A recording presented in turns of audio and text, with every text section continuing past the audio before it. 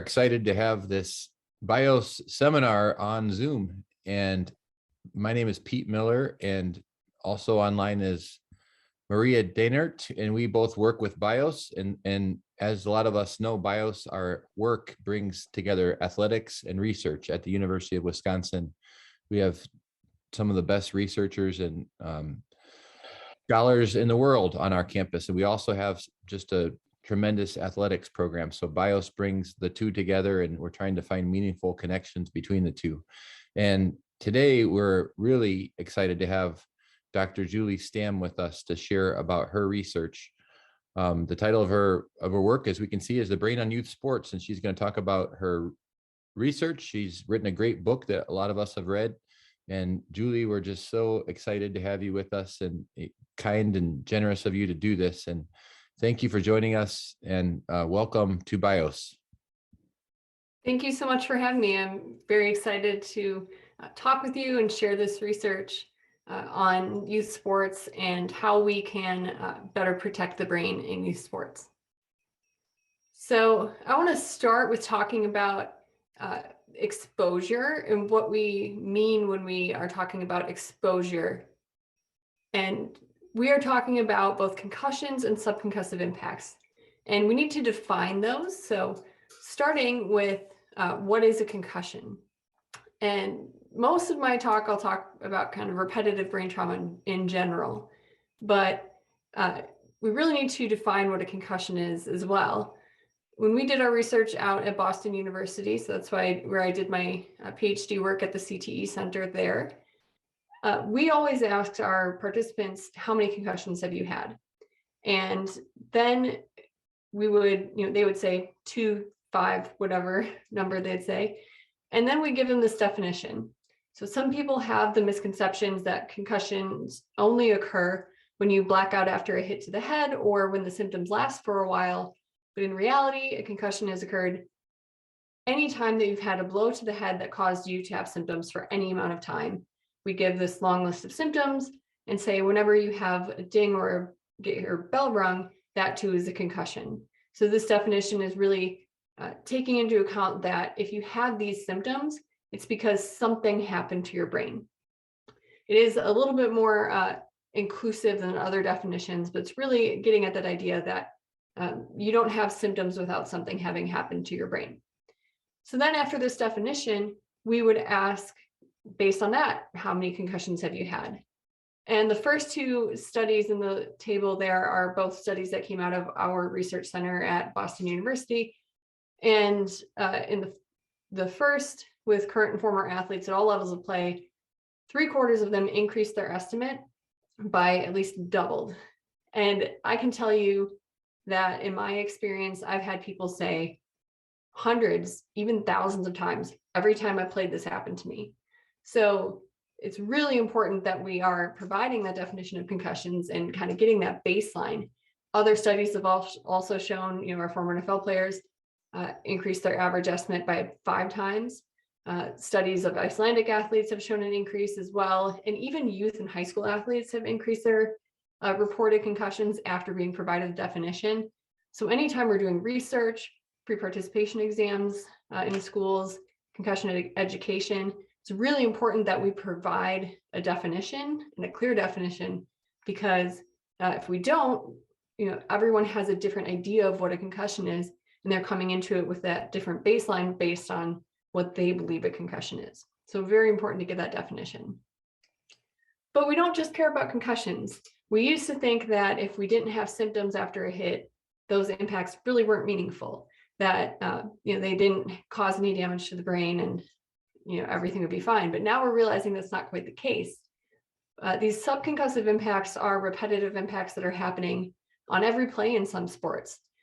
For example, with collisions between linemen or tackles in football, heading a soccer ball, tackles in rugby or checking in hockey.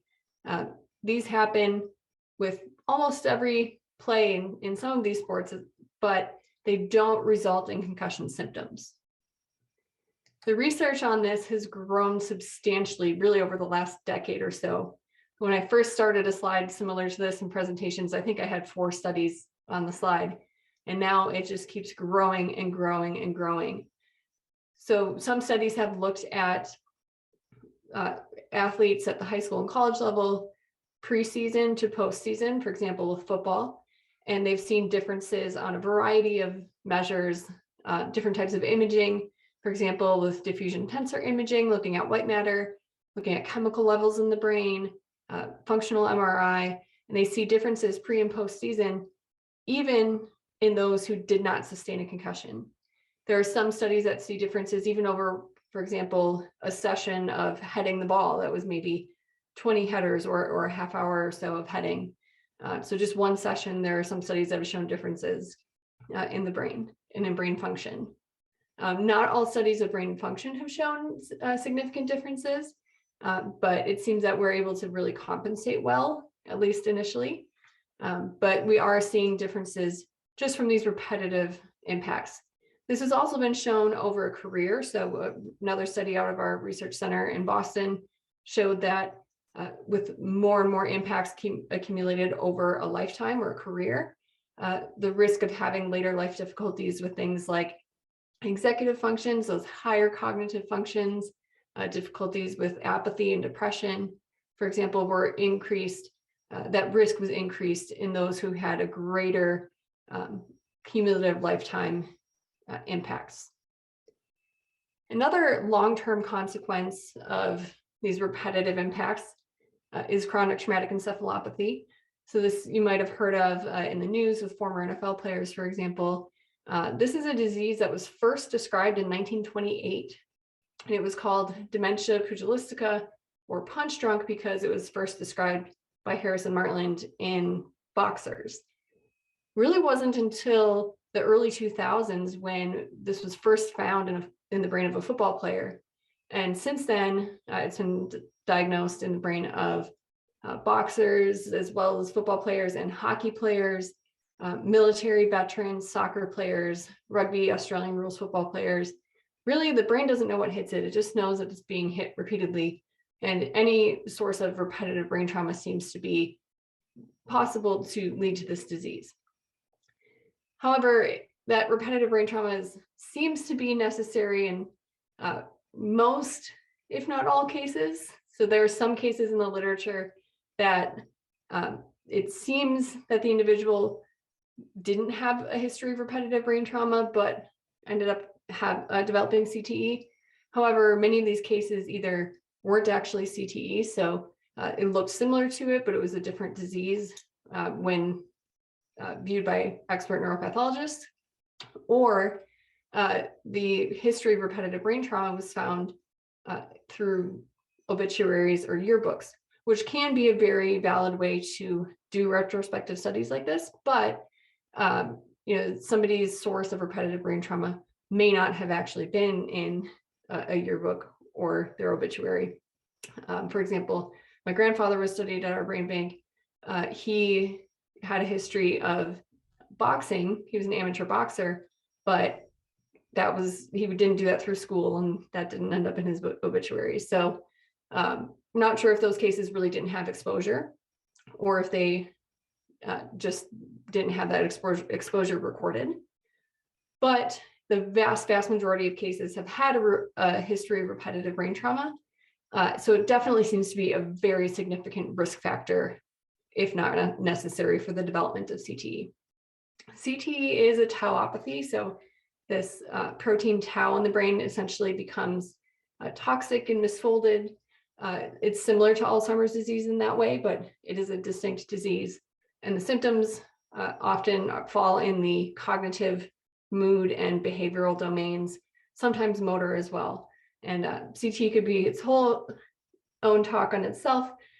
This is just a brief introduction to it. We do know, though, that the risk for CTE seems to be tied to the number of career impacts. So a study that we did at the CTE Center showed that for every year of tackle football played, the risk for developing CTE increased by about 30%. And those who played just 4 years or less were 10 times less likely to develop the disease. And those who played 15 years or more were 10 times more likely to develop the disease, although not everyone did. So there may be other factors that play into that as well, genetics factors perhaps, but risk really does seem to be tied to total overall exposure. So the more you hit your head, the more brain trauma you sustain, the greater the risk.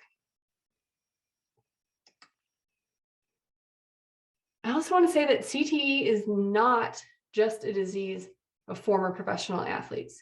Of course, these are high-profile athletes, so these athletes really get the most attention with this disease, but it doesn't only affect people who have years and years and years of repetitive brain trauma through professional sports.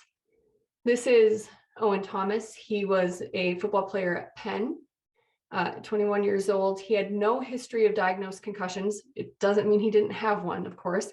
Athletes often don't report their concussion symptoms, but no diagnosed concussions. And he was a leader on his team, great student, and just had a downward spiral in the last month of his life.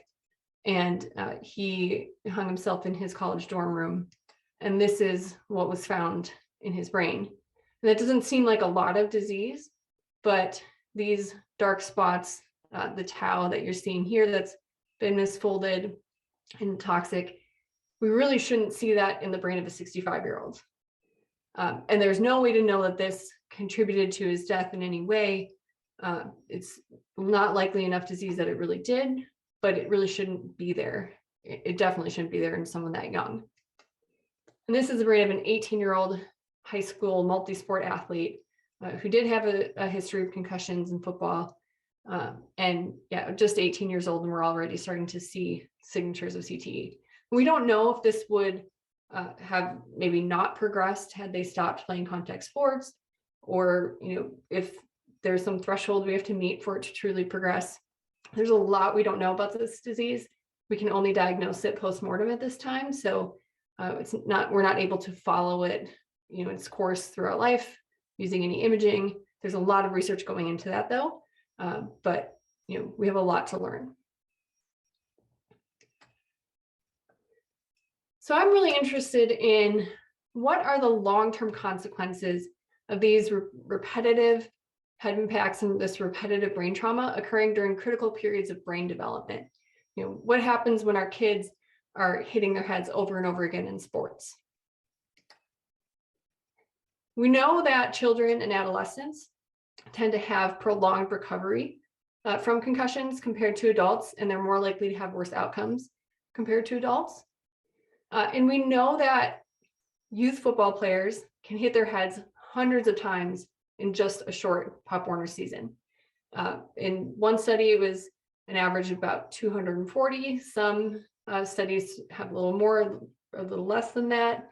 But even those in the 7 to 8 year old range can hit their head hundreds of times in just one short Pop Warner or youth football season.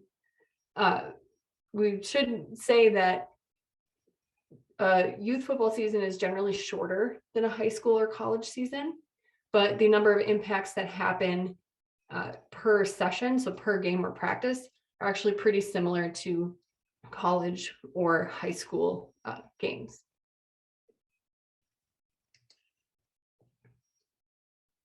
So the brain is rapidly developing in childhood. We see a lot of rapid brain development right after birth, in infancy, but that doesn't stop necessarily as we get older. There are peaks and plateaus throughout development, and every structure of the brain has different peaks and plateaus. And that continues through adulthood.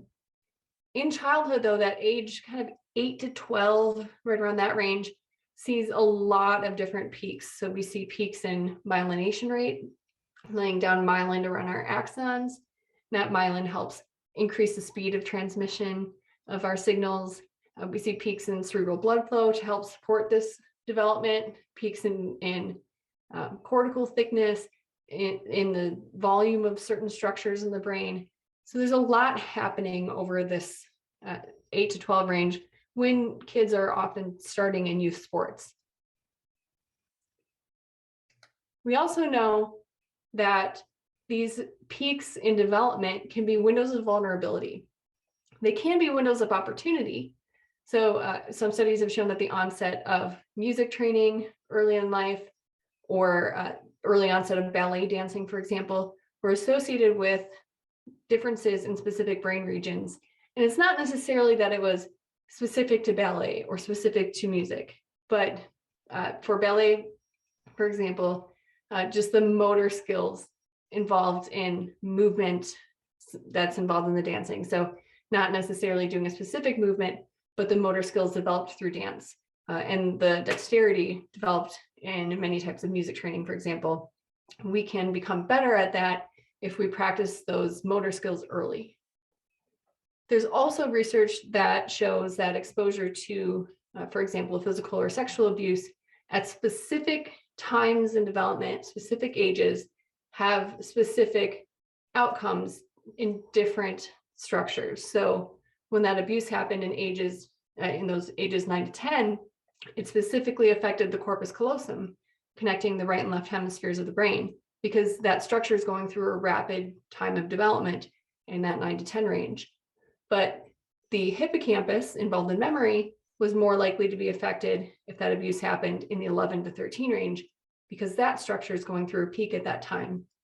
Any structure that is going through a peak at the time of some source of disruption, whether it's abuse or lead poisoning, for example, is another one. Anything that's going through that rapid time of development, it's also a window of vulnerability. So when the trauma happens matters. So we looked at our former athletes in our research, and we wanted to know what their later life outcome was based on when they started playing. Was there any difference in their later life outcomes based on hitting their head repeatedly when they were younger versus those who didn't start playing until they were older? First study we did, we had former NFL players ages 40 to 65, and we chose age 12 as a cutoff. So we looked at those who started before age 12 and those who started at age 12 or older. And we used that cutoff because it made sense for the research we were doing. The functions we were looking at, they kind of fell in that range. And there's so much brain development, as I showed earlier, happening in that age range. It doesn't mean age 12 is perfect as a cutoff. And if you hit your head later, you'll be fine. And it doesn't mean it's right for every structure of the brain either, but it fit for this study. So we looked at executive functioning, memory, and estimated verbal IQ in these former NFL players. And those who started before age 12 actually performed worse on all of these measures than those who started at age 12 or older. And we did correct for the number of years that they played. So if you play if you start playing when you're younger, you probably play for a longer number of years. If somebody starts at age 8, for example, and plays 5 years in the NFL, and somebody started at age 14, played 5 years in the NFL, they're going to play longer. So they'll have more cumulative impact, which we know matters for long-term outcome. And this held regardless. So it was really the age they started that were driving these differences.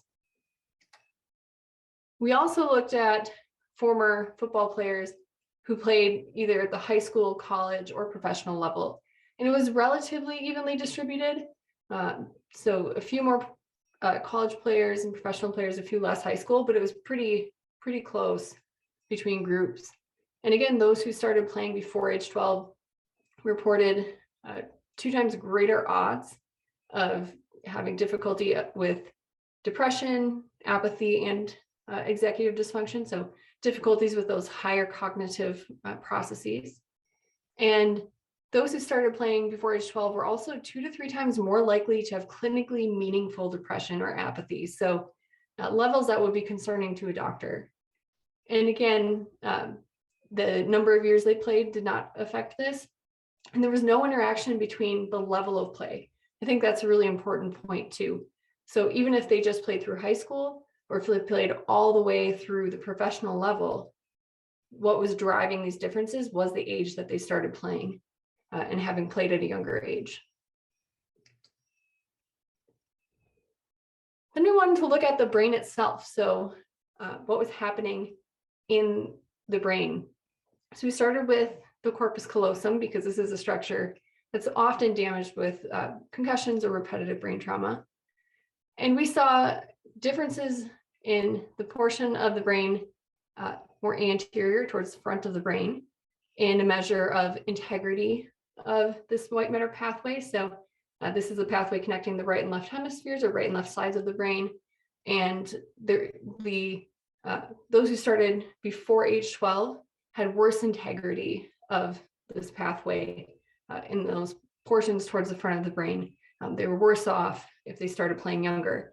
And one thing that was really interesting was that this part most towards the front of the brain, most anterior, that region also was worse off in a measure that suggests that perhaps they didn't lay down as much myelin as they were developing. So it's possible that all of these repetitive impacts actually disrupted the myelination process, leading to just never fully myelinating as much as those who had that time to develop and didn't start playing until they were older.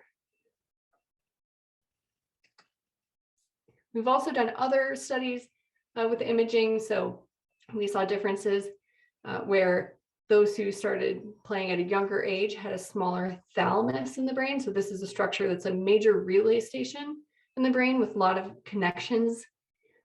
We didn't use age 12 as a cutoff there because this is a structure that develops later into adolescence. So it really doesn't reach a peak until age 14 or 15.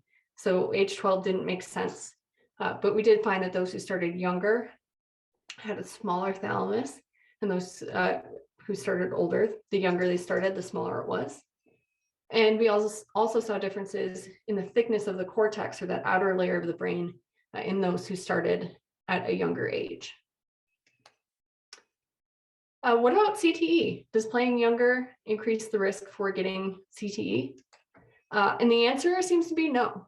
So we found no interaction between the age that former athletes started playing and the development of CTE. And this is in individuals who had already passed away. And we, through interviews with family, found the age that they started playing. And the age they played didn't influence their development of CTE. However, what we found is that it influenced the onset of symptoms of CTE. So those who started playing before age 12 had their symptoms begin about 13 years earlier on average than those who started playing at age 12 or later. And just looking at it as a continuous variable, for every 1 year younger that one of the participants began playing tackle football, their onset of symptoms was on average 2.5 years earlier. So it doesn't influence getting the disease, aside from the fact that if you play more years and you have more overall exposure, your risk is higher. But the age they started did seem to influence the onset of symptoms. So if we take all this together, we're seeing differences based on the age that they started playing. So those who started at a younger age were worse off later in life. The age they started to play didn't influence the development or severity of CTE, but it did influence the onset of symptoms, how early they came on. So those who started playing at a younger age had an earlier onset of symptoms. But there are other studies that have looked at this, most of which were in younger individuals. The couple that were in older individuals really didn't use development to drive the design of their study. So we have a few questions about that. These studies really need to be designed based on brain development, what we know about that. But the studies that are looking at current high school and college players, they did use impact, and I don't know that impact as a test, it's the concussion test that is often taken by many athletes every year. I don't know that that's sensitive enough to see these differences, but other studies did not see a difference in depression or inhibition, for example. But I think if we take all this together, it paints a really interesting picture. So just as a little kind of way to describe this, imagine that you have two cars driving down the highway, and they are same make and model, burn gas at the same rate. They're driving down the same road, nice and straight. But one starts with a full tank of gas and one starts with 3/4 of a tank. Well, which one's going to run out of gas first, right? So now imagine that our brain has this neuronal gas tank, and we are filling this gas tank as we develop. We're building neurons and connections. And if we do something to disrupt that, we may be starting with a tank that's not quite as full of neuronal gas, right? So one is going to run out of gas first. And I think that's an interesting way to look at this. So as we're developing, we're trying to fill that tank. And we aren't necessarily seeing differences, right? These two cars can drive down the highway for a long time without having any evidence that one is starting with less. So that may be why we're not seeing differences in younger athletes. But as we get older and we interact with aging or disease, we may be starting to see the effects because we're starting with less. And those, for example, with CTE that started at a younger age, may have had an onset of symptoms earlier because they were starting at a disadvantage, because they never had the full time to really develop the way that they would have had they not had this repetitive trauma when they're young. Now, this is still a theory. We have much, much more research to do to really parse this out and figure out the mechanisms and really the exact consequences of hitting our heads a lot when we're young. But just a little bit, I want to end with on what does this mean for the future of youth sports and what can we do now? We know that parents are concerned about their children playing contact sports. Participation in many sports are down. Parents are asking their pediatricians about concussions as well. So we know this is something that's concerning, but we also know there are countless benefits of youth sports, right? We don't want to take sports away. We just want to figure out how we can play these in a safer way. So, there's so many social benefits, health benefits. Sports are great. We want to keep sports. Changing the culture is going to be really important. We need to value athleticism over the big hits and really value teaching athleticism in our kids and not necessarily specific things like checking or tackling. But culture change is a massive undertaking. So that's going to be a big hurdle to climb over. And improving education is important. Knowledge does not mean change in behavior.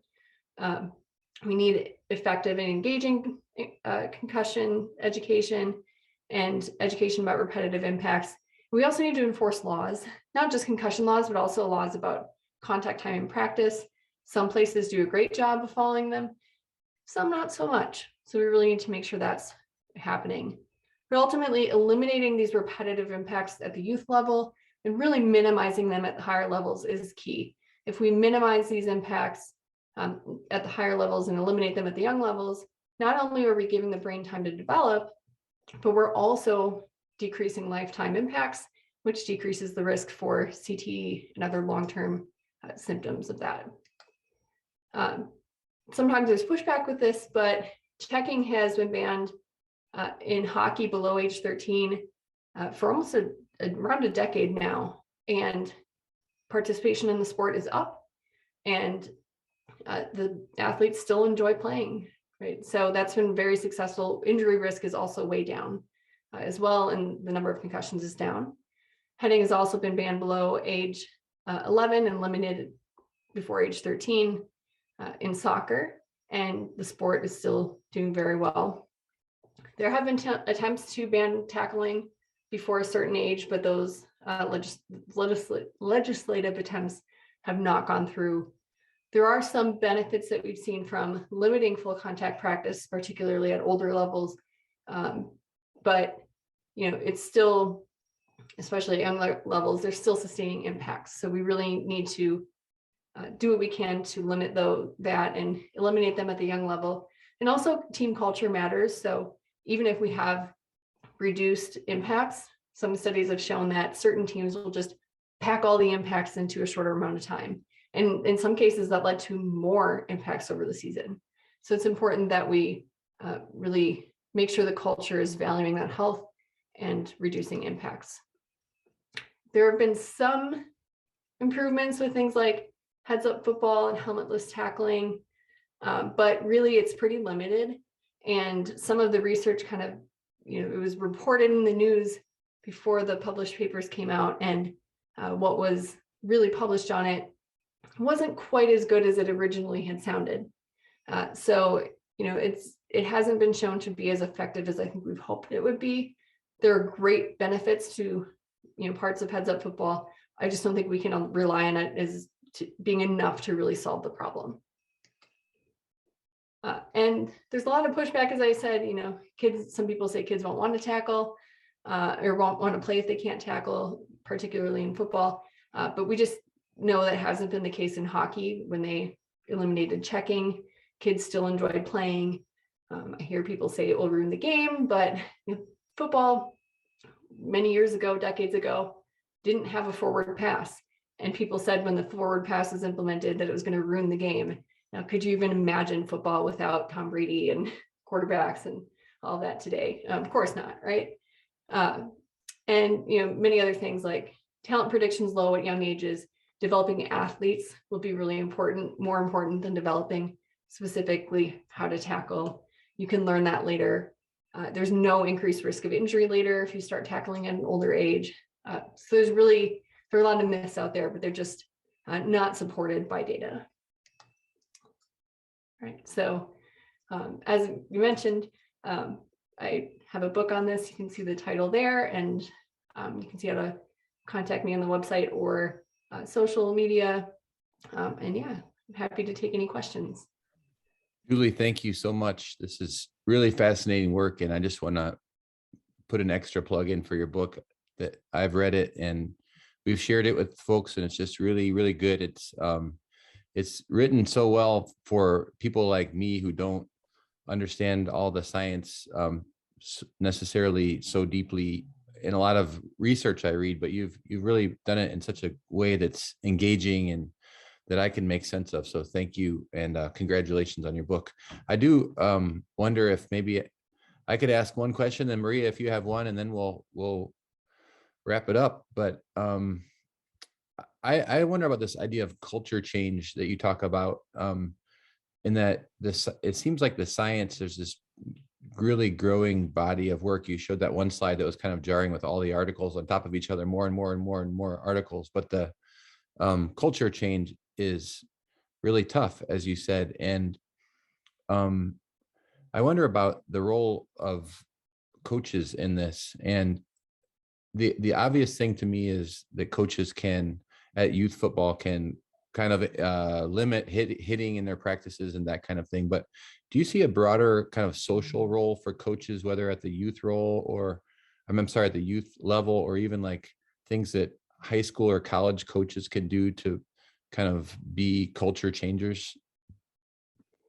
Yeah, I think a big thing is just that value of health overall, more than the value of just the impacts. I think we have this culture that, we need to hit to be tough and develop that toughness. And, I always find that kind of insulting because I was a 3-sport athlete and I think I'm very tough, and I didn't play a sport where I hit my head repeatedly or tackled or checked. I was volleyball, basketball, softball. And I think teaching how to be mentally and physically tough can happen without repetitively hitting each other. And that takes a little more work, perhaps, but it can be done. And that, valuing health, not just of the brain, but the whole body. There are coaches who have eliminated tackling pretty much completely, or, they only tackle for a few practices early in the practice, or early in the season, excuse me. And they've had really successful teams, both at the college and the high school level. There have been state championships, for example, with some high school teams in Florida and New Jersey who basically don't tackle at all in practice. And they've been really successful. And that's in part because they have good coaching, but their athletes are also healthy, not just with their brain, but their whole body. So I think valuing that health. And when you do that at the higher levels, that trickles down. We really need buy-in from high schools and communities, because so many communities just are huge supporters of their high school programs. I grew up in a small town where high school football was a huge thing. Everybody was there on a Friday night. And if the high school coaches are really promoting, limiting, or if not eliminating tackling, then the youth programs are going to do the same thing. And that trickles down from college and the professional levels as well. So I think, those coaches can make a big difference for the youth level. And then the youth coaches just saying, hey, we don't need to tackle. Coaches creating flag football leagues, also really important, and communities creating flag football leagues. We've seen an increase in participation in flag football, while participation in tackle football at young levels has been decreasing in recent years. So flag football and other forms like tackle bar, where there's bars on your back and you can reach around and just pull the bars from the back instead of taking the opposing player to the ground, that can be a great bridge to tackle. And having programs like that can get kids interested in sports and interested in football, for example, but then they're not getting those repetitive impacts that they would be getting in full tackle, full contact football. And like I said, we've seen great success with hockey in that front, and we're still seeing really tough hockey players out there. So I think that's the kind of culture shift we need also in other sports. But it's not easy. No kidding. Yeah, but those are great ideas. Maria, do you have a question before we wrap up?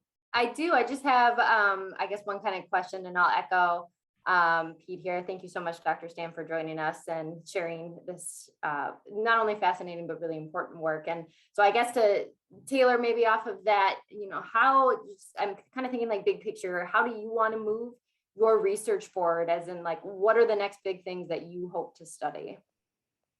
Yeah, I think, in my dream world, of course, I would love to see a longitudinal study done where we start looking at kids from, even before they would start playing sports, and following them later and later into life, and try, those who start when they're younger, those who start when they're older, playing contact sports, non-contact sports. But the problem with that is we wouldn't have real answers for decades, and it's a really hard study to fund as well, and to set up and get that data. But the fact that we wouldn't have answers for decades is concerning, because we need to do what we can to help our kids who are playing now with the information we have now.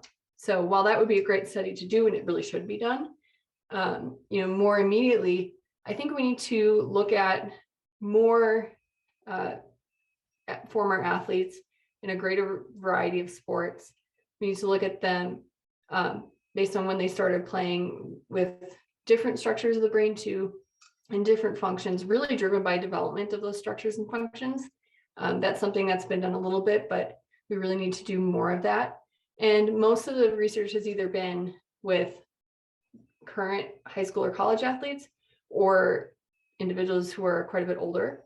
So doing more in that middle age kind of range, young adult to middle age range, is also important. So there's so much that needs to be done on this front yet, but yeah, we have a lot to learn. Julie, again, thank you so much. Again, your work is at the heart of our BIOS mission, what we hope to do, and just we really appreciate you spending this time with us, and we're going to continue following you and learning from you. So thank you, and best wishes with your next steps.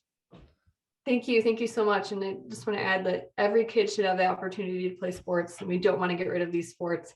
We just want to figure out how we can play them in a safer way, so they can get all of those benefits without any consequences of repetitive trauma. So thank you for giving me the opportunity to speak with you today.